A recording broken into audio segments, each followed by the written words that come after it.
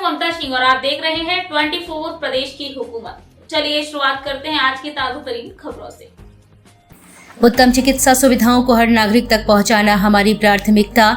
योगी आदित्यनाथ। युवाओं के भविष्य से खिलवाड़ करने वालों को किसी सूरत में नहीं बख्शा जाएगा। स्मार्ट सिटी योजना अंतर्गत बने हॉस्पिटल और पैथोलॉजी लैब सहित करोड़ों की सौगातों का शिलान्यास करने झांसी आए सूबे के मुखिया योगी आदित्यनाथ ने कहा, उत्तम चिकित्सा सुविधा हर नागरिक को मुहैया कराना हमारी पहली प्राथमिकता है। इसी प्राथमिकता के तहत आज स्मार्ट सिटी योजना अंतर्गत बने हॉस्पिटल और पैथोलॉजी लैब का शुभारंभ किया गया, जिसमें झांसी ही नहीं बुंदेलखंड के वासियों को सबसे कम दाम में चिकित्सा सुविधा उपलब्ध कराई जाएगी।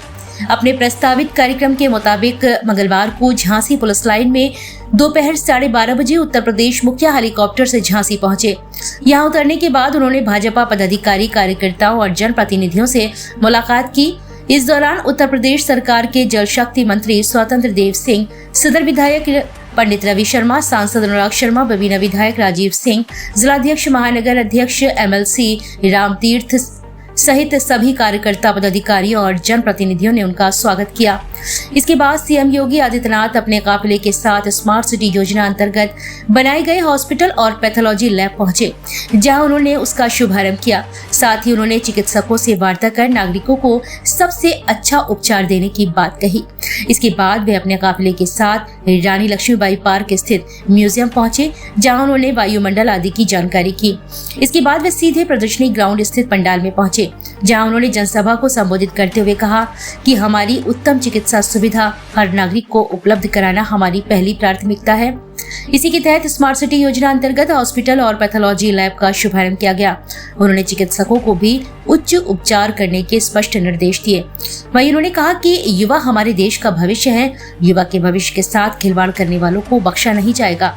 उन्होंने कांग्रेस और सपा पर हमला करते हुए कहा कि जो लोग जातिवाद की राजनीति को आगे बढ़ाते हैं, समाज को बांटने का काम करते हैं, उन लोगों के लिए सबसे बड़ा महाकुंभ 2025 प्रयागराज बना है। वहीं उन्होंने केंद्र और प्रदेश सरकार के द्वारा गरीबों को दिए जा रहे निःशुल्क खाद्यान्न योजना, किसानों की योजनाओं आदि के मिल रहे लाभ की योजनाओं को गिनाया। उन्होंने कहा कि महाकुंभ के बाद मेरी पहली इच्छा थी कि महाकुंभ के बाद मैं बुंदेलखंड आऊं, इसलिए मेरा पहला दौरा बुंदेलखंड का हुआ है। वहीं उन्होंने कहा कि बुंदेलखंड को अपराधियों और खनन माफियाओं से मुक्त कराने का जो वादा किया था वो पूरा कर दिया है। बुंदेलखंड अपराधियों और खनन माफियाओं से मुक्त हो गया है। वहीं उन्होंने कहा कि माफियाओं को दोबारा नहीं आने देना, सरकार आपके साथ खड़ी है। जिसका कोई भी नहीं है उसके साथ डबल इंजन की सरकार है।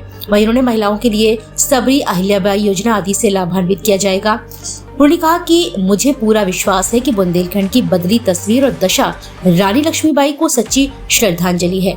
वहीं उन्होंने गरीबों को निःशुल्क आवास, MSP आदि योजनाओं का भी गिनवाया। एक कार्यक्रम को अपने हाथों में लिया था और इस बार सरकार ने बजट में प्रावधान किया है जीरो पॉवर्टी के लक्ष्य को प्राप्त करने के लिए जो गरीब अभी तक किसी योजना से वंचित है, उस गरीब को उस योजना के साथ जोड़ करके उसके जीवन को आगे बढ़ाने का काम करेंगे। जिसको मकान नहीं मिल पाया उसको मकान देंगे। जिसे अब तक किसी योजना का लाभ नहीं मिल पाया है उसे इस योजना के साथ जोड़ने का काम करेंगे। जिसके बाद शौचालय नहीं शौचालय, जिसके बाद जॉब कार्ड नहीं जॉब कार्ड, जिसके बाद आयुष्मान का कार्ड नहीं आयुष्मान का कार्ड, जिसके बाद राशन कार्ड की आवश्यकता नहीं पड़ेगी। कन्वेंशन सेंटर में ही एग्जीबिशन में लग जाएगा और वहीं पे इस प्रकार के बड़े कार्यक्रम भी हो पाएंगे। जब कार्यक्रम नहीं होने हैं तो वहां पे शादी ब्याह के कार्यक्रम, वहां पे इन्वेस्टर मीट के कार्यक्रम, वहां पर विभिन्न प्रकार के अन्य कार्यक्रमों को भी आगे बढ़ाया जा सकता है। बहनों भाइयों, याद करिए आज से 8 साल पहले एक बूंद पानी के लिए तरसता था बुंदेलखंड। अब तो हर घर नल की योजना अपने अंतिम चरणों में चल रही है। बहुत शीघ्र बुंदेलखंड के हर घर में पेयजल की सुविधा हम लोग प्रदान करने वाले हैं। खेत बेतवा की परियोजना हर खेत को पानी पहुंचाने के लिए प्रतिबद्ध दिखाई दे रही है और बुंदेलखंड एक बार फिर से अपने पुराने गौरव के साथ आगे बढ़ने के लिए मुकाबला दिखाई दे रहा है।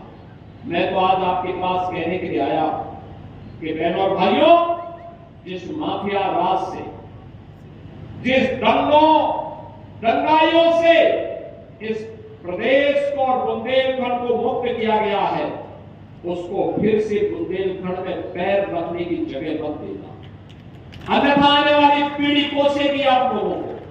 हम लोगों ने तो अपने स्तर पर प्रयास किया है, आपको भी उस प्रयास का हिस्सा बनना है और हिस्सा बन करके जहां कहीं कोई ऐसा माफिया खड़ा होने का दुस्साहस करता है, पुरजोर उसका प्रतिकार करने की आवश्यकता है।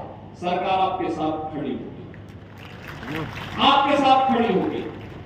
कोई भी अगर व्यक्ति ऐसे लोगों को जो गरीबों का शोषण करता है, गरीबों की, व्यापारियों की शोषण करता है, बेटियों की सुरक्षा में सेंध लगाता है और बुंदेलखंड में विकास में बाधक बनता है, उस बैरियर को हटाने की जिम्मेदारी हमारी। हम लोग आपके साथ खड़े हैं। युवाओं के जीवन के साथ जो खिलवाड़ करेगा उसको उसकी कीमत चुकानी पड़ेगी।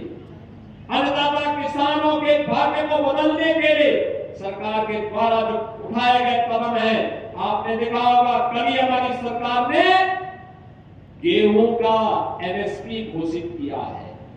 प्रति क्विंटल 150 रुपया और बढ़ाया गया है। 2425 रुपया हम लोग गेहूं का अपने अन्नदाता किसानों को उपलब्ध करवाएंगे। क्रय केंद्र खोलेंगे। आने वाले समय में सरकार ने व्यवस्था की है, हर मंडी में हम लोग माता सबरी के नाम पर एक सस्ती कैंटीन अन्नदाता किसान के लिए उपलब्ध करवाएंगे, जहां उसको चाय मिल सके, सस्ते में भोजन मिल सके, वहां पे बैठने की व्यवस्था दे सके। हम लोग पहले चरण में 7 माता अहिल्याबाई के नाम पर कामकाजी महिलाओं के लिए छात्रावास का निर्माण करने जा रहे हैं। उनके सुरक्षित छात्रावास जहां वे रह सके, उनके लिए व्यवस्था देने जा रहे हैं। सरकार ने तय किया है, हमने पिछली बार प्रदेश के अंदर जो लोग शासन की योजनाओं से वंचित थे, मुसर, थारू, कोट, चेरो, सहरिया, इन सभी जातियों को